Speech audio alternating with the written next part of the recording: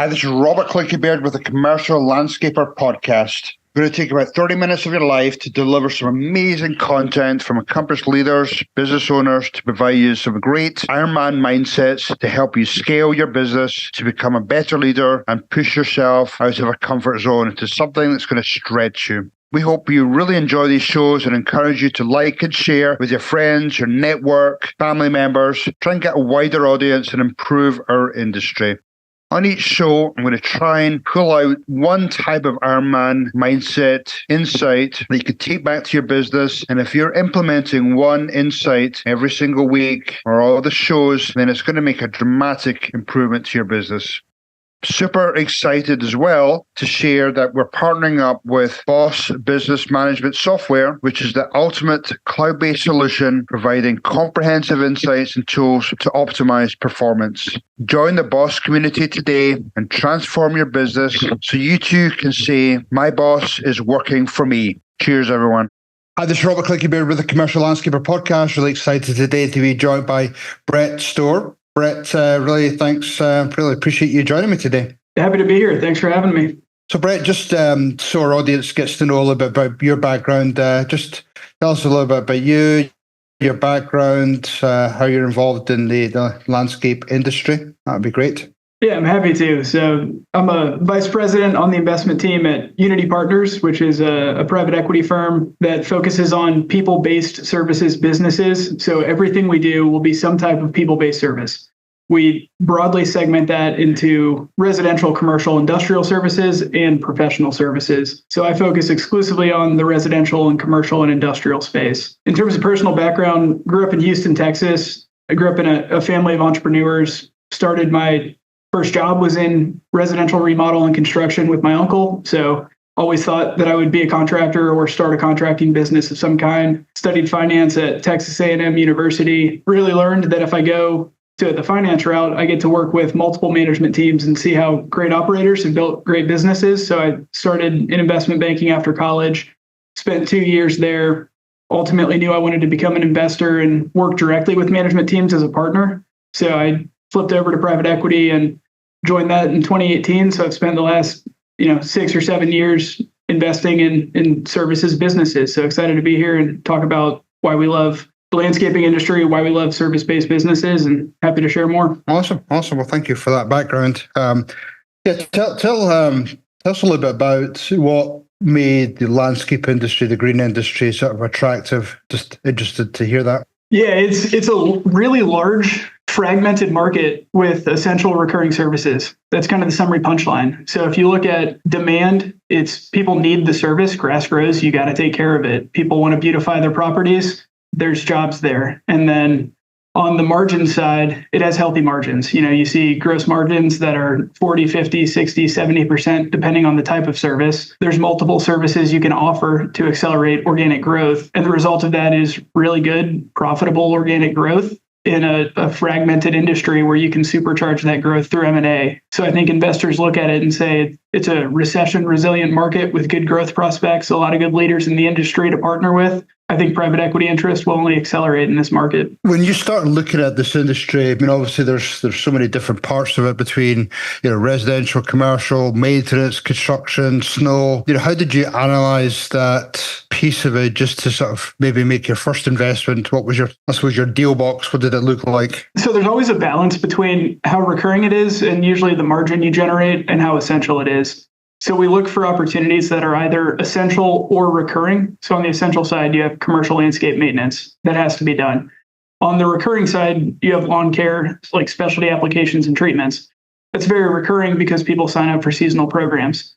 So those stood out as very attractive from a stability of demand standpoint. You have tree and snow, which I would bucket into more of a project-based category and similar to the design and build on the landscaping side. Those are more project-based, but they could be higher margin. So there's really a trade-off you have to think through of where you want to give and what you want to get. I think for us, we look for very stable growing markets. So we're more inclined to be attracted to businesses with a bigger mix towards the recurring and essential services, which would be the commercial landscaping maintenance and or lawn care. When you look at multiples in the industries, lawn care multiples are pretty high already. So we're saying we need to get an attractive risk-adjusted return. And part of that is looking for opportunities to partner at reasonable prices with really good businesses. And because of that, I think commercial landscaping maintenance is very attractive. That doesn't mean we wouldn't invest in a company with a lot of design and build or tree or snow or any of those. It just means we would want the business mix to lean heavier towards the maintenance side because it's essential and recurring. Okay, makes sense. And then, how dialed in do you get in your deal box? Is a certain size, certain geography, how detailed do you get? Because obviously there's so many companies out there, it must be challenging trying to just get that really dialed in. Pretty flexible right now. We're looking for our first investment in the industry.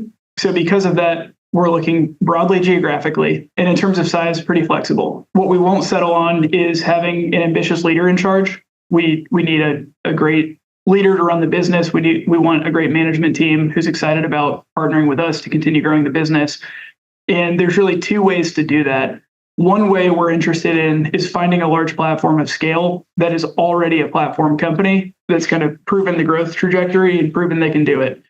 The second piece is if we had 4, 5, 6 companies that were all great companies, but smaller than platform scale, there is a scenario where we can put those companies together, have a leader in charge, and create a platform that way, which we would call platform formation. Those are two common strategies that we'll run to build platforms. So right now, open on both of those, which means from a size range, pretty broad. And from a geography standpoint, we're open. Talk through, from a P perspective, when you're looking at people who are looking to sell, the evaluation of that person, if they're going to be sticking around for a few years, or if they're looking to just get a nice paycheck and leave, how does that again help your decision whether to pursue that or not? What does that look like from a PE perspective? Yeah, so broadly, we're going to think in terms of growth and risk. And if there's a leader who's grown a business nicely that is sticking around, we can believe that the growth will continue, and that reduces risk because we're not going to be changing out the coach on a team. Certainly would pay more for a company if the leader was sticking around and wanted to roll a meaningful amount of equity, which we typically think of as 30+%. For a leader that has a good track record, wants to stay around, that is much more attractive to us. It's harder for us, especially finding a platform to invest in a company if the leader wanted to leave. So that would just be a big risk for us, meaning the valuation would have to be meaningfully discounted for that to make sense because it's a people-based service. People play for their coach. If you have a good culture, we want that to continue. So we look for opportunities to partner with ambitious leaders that are excited about the future and to continue growing and building better. For us, that's our number one thing that we look for is people that are excited about staying. I'm sure you've done some other deals in different industries. What are some of the things you've come across in terms of, maybe you've spoke to a seller, they've said they've on board, and then a month into it, they've got their check and they've run. How often do you come across those types of scenarios, and how do you protect yourself a little bit? Yeah, I think for us, so we do something up front before investing that we call our Passion for Excellence plan and Passion for Action plan. It's basically a 5-year and a 1-year plan. And we'll lock arms with management and align on what we think the 5-year plan is and what that implies for a 1-year plan and then a 100-day action plan. So we spend a lot of time up front making sure we're aligned on where we're going and what we want to do together. And that's a really good way to ensure that you're in alignment with whoever you partner with. And that helps with retention post-close, coupled with rollover equity. So if we invest in someone, there's historically always been a meaningful rollover from our partners. And that means they have a meaningful part, potentially a majority share of their net worth in the business. So they're very incentivized to stay on board and continue growing it. We're not the operators that are going to run the day-to-day business. So we look for people that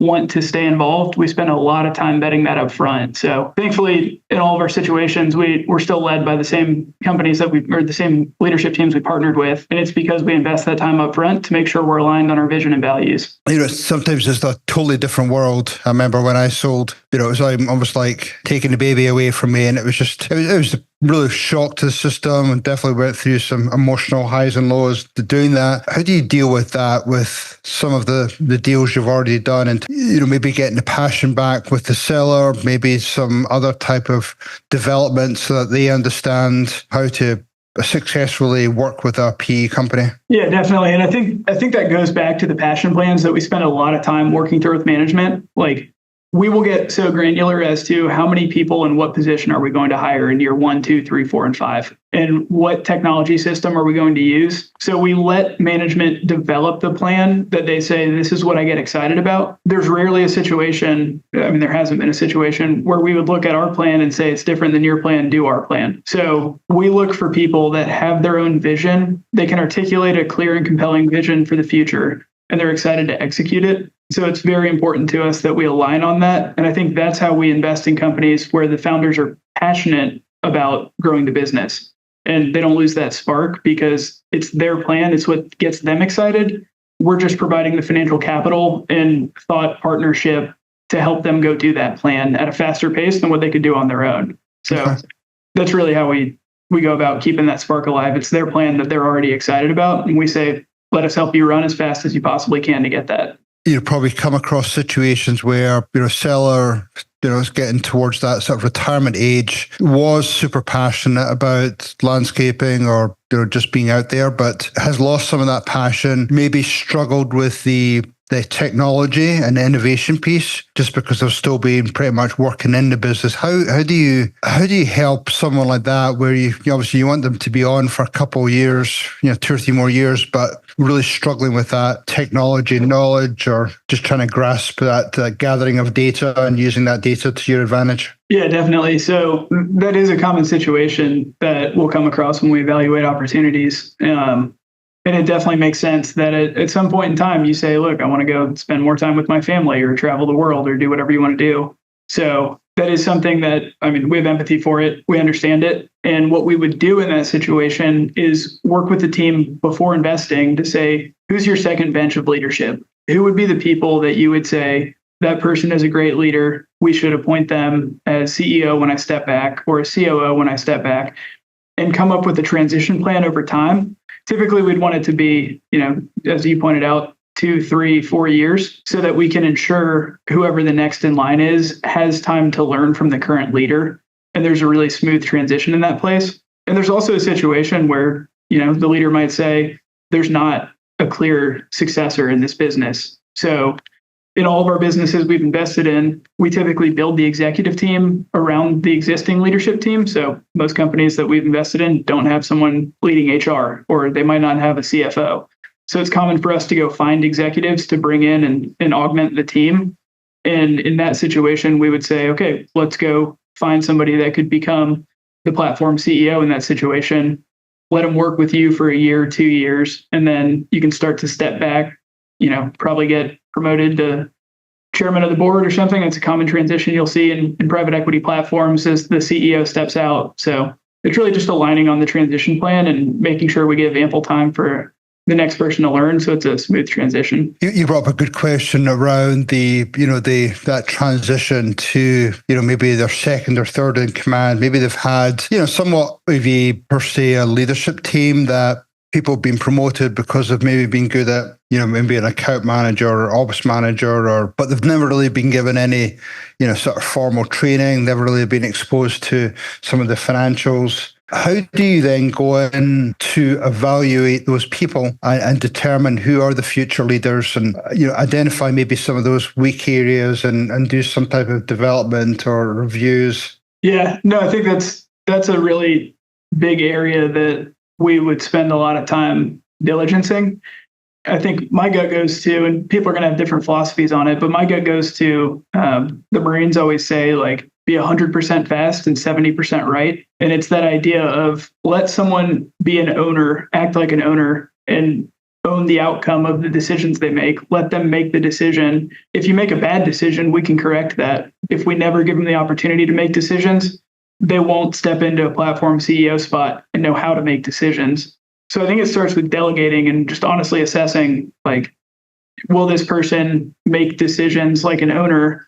And are they learning from their decisions, or do they make decisions that could go wrong and they don't learn from it? I think if they demonstrate they can make quick decisions and learn from decisions that aren't great decisions or perfect decisions, that is a good sign for somebody that can develop and they're coachable. So I think it's looking for that coachability and a willingness to act like an owner. Yeah, I think that's what I've seen that plenty of times where an owner's been unwilling to hand off responsibilities because, they're, I suppose, scared of that person making mistakes. But, I think mistakes are always going to happen. Hopefully nothing too critical. But I think it then becomes a coaching moment to be able to go back in and talk through what happened, what could have been done better the next time. So those are great coaching moments. Yeah, I think that's such an interesting point around the leadership piece and, just being able to make sure they're set up for success and, being giving them the resources. I was in a company a couple of weeks ago and it's the first time, probably in 10 years that they've ever been given any type of, KPIs and exposure to financials, and just to see their eyes opened and being able to track things like the LAR and the gross margin percentages. It was just super cool to see that transition. Yeah, and that's actually a good point on kind of the areas of strength and weakness. Is like some leaders are going to be very detail oriented and think about like the concrete details that need to happen. Others are big picture oriented. And I think having a real conversation with whoever second in line is about where do you need to be augmented? What jobs do you never want to do because it doesn't energize you and you're not good at it? So we can bring someone in that can do that gets excited about doing that. Like some CEOs are phenomenal with the financials. Others would completely prefer to have a CFO who is a ninja in the financials that can be the voice of the company on that side of the house to help them out where they might not be as strong. So I think it's just recognizing what areas the CEO is strong at and where we can augment the executive team so that the whole team is strong. Because that's what makes a strong business is a well-rounded full team, not a CEO that can do everything. To change direction a little bit, you've got a couple of owners, $10 million company, been in it for 30 years, tired, gone through 2008 to 11. They've gone through COVID. They've gone through some of the labor challenges, which never seems to be ending. But they're starting to think about retiring or having some type of an exit within the next, 18, 36 months. What are some of the top 3 to 5 key levers that they should be starting to think about to position themselves, just to try and maximize their value before going to market? Yeah, I'd say a big one is just having data. When we make an investment, any uncertainty we have is a potential risk, and data can solve the uncertainty. It can answer a question, good or bad. At least we're certain about it, so we know what we're buying in. People don't take action when they're uncertain, but they do take action when they are certain. Having data that can show these are the number of jobs we did. This is the average ticket. It's jobs by service line, by customer, by geo. Having that visibility is incredibly helpful. And similar on a P&L, just being able to show what your costs are every month, what your margins are. That data visibility is critical for us to make an investment. Similarly, I would say pricing is a good lever. If you can just pass along an annual price increase, doesn't need to be big magnitude. That's going to help your revenue and your margins. So showing a good growth trend and showing profitable margins while growing is also important. Some companies will invest a lot in marketing to really drive that growth, but it'll destroy their profit margins. So to the extent you can show a history of profitable growth, that will increase the value of your company at exit. You'll get a higher multiple and your earnings are going to be higher. Ultimately, your value is higher. And then the last piece would be if you do want to transition out in that period, I would say most people will want you on minimum of 6 months. I would assume most will be a year or 18 months. So if you're thinking I want to retire in 3 years, I would consider a transaction much earlier than the retirement point. Because if you're retiring and you just want to exit, that's a different buyer. Most buyers will be interested in a company where the owner stays around. Only strategic platforms are interested in companies where the owner's going to leave. Your buyer universe is bigger if there's at least a year transition period ahead of when you exit. I think people get concerned about some of the personal stuff they put through the business, cars, whatever. How important is that to sort of either try and remove or clean up or at least identify going into some type of transaction? Yeah, I would say certainly track it in a way that's easy to follow and where you have support for it. So if you went on vacation and ran that through the company credit card, being able to clearly say this was a discretionary purchase. Typically, I see it called owner discretionary, just as a line item, not on the P&L, but as an add back where it's all the expenses. Like if you remodeled your home, paid for a personal car or personal insurance that the business typically doesn't cover for non-executives, that is something that you can track separately in an Excel file. And providing support will be important because when we invest, we typically do a quality of earnings analysis where we have accountants go in and get really granular, figure out the financials, and they'll identify add backs that aren't kind of ongoing business expenses. And the way they verify that is with support. So to the extent you have a schedule and the supporting documents to it, that'll streamline the process. I wouldn't be concerned, like most founder-owned businesses do have some personal expenses in there. So I wouldn't be concerned that you have them. But if you want credit for the earnings of your business, excluding those, just make sure you track them and have support for it. You brought up a question around the financials. Should sellers be thinking about trying to get audited financials or some extra level of sort of financial transparency as they start to think about things? That certainly helps. An audit is not always necessary. At some scale, it is. Like if you had a platform that was 50 million of revenue, I would assume that an audit is helpful. It just provides more certainty and verifies the data that we see. So we have a higher level of comfort in that situation. But an audit would not be necessary in all cases. I would encourage a quality of earnings analysis. And often the buyer is going to do that. So you don't need to do it proactively. I think a quality of earnings is a good way for the buyer to verify that. The more certain and professional the financials are, the better. That being said, most companies that we've acquired don't have audits before we acquire them, but it is something that we do in every business because it's a good governance practice. It's a good way to add certainty to the financials. So it certainly helps, but it's not super common. Just wrapping things up now, how do people find out a little bit more about you, about your company? How can they get in touch with you? You can go to unitypartnerslp.com. Our website is loaded with our values and who we are. You can click through our team page. We have a lot of videos about individual team members talking about their personal lives, who they are. There's a lot of bios that go into fun details like your favorite type of workout or where you can find us on a Saturday morning. We spend a lot of time being intentional about our words on our values page. We have 6 core principles that we also have videos on. You can also hear testimonials from companies we've partnered with. We think that's really important. If you're going to partner with us, it's going to be like a marriage for a couple of years. So you want to make sure that you're working with people you like. And one way we do that is let you hear the testimonials of companies and let you talk to the companies that we're already partnered with. So you get to hear how it's been partnering with us. You can go to unitypartnerslp.com for the website. My email is on the website. My last name's hard to spell, but it's BSTOEHR@unitypartnerslp.com if you want to email me directly. Awesome. Brett, really appreciate your time today, sharing some great information, some great nuggets to people who are maybe, somewhere in their head, they're thinking about some type of an exit in the future. So really appreciate it, Brett. Definitely. Thanks, Robert. This is a space that we're super excited about, and we're always happy to help share information, share ideas. So to the extent someone wants to get a perspective of someone that works in private equity, we're happy to share that. Happy to help with budgeting, forecasting, financial modeling, or give some ideas of what we've seen really good companies do. So I would encourage everyone, feel free to reach out. We're always happy to help. Okay, cool. Okay. Thank you, Brett. Have a great day. Cheers. Thanks, Robert. Cheers. Thank you. Hopefully that was pure dead brilliant for you today, and you got some great Ironman mindset takeaways for your business or your leadership role. This is Robert Clickybeard. Love to get you, your friends, your employees to join us in our future journey. So please subscribe to your various podcast channels. Visit our website, commerciallandscaper.com or wilson-360.com. You could check out our digital courses. You could check out peer groups, coaching, my book, Ironman Mindset for Entrepreneurs. And we just want you to have a pure, dead, brilliant day. And finally, thanks again to Boss Business Management Software, which is the ultimate cloud-based solution providing comprehensive insights and tools to optimize performance. Join the Boss community today and transform your business so you too can say, my boss is working for me. Cheers, everyone.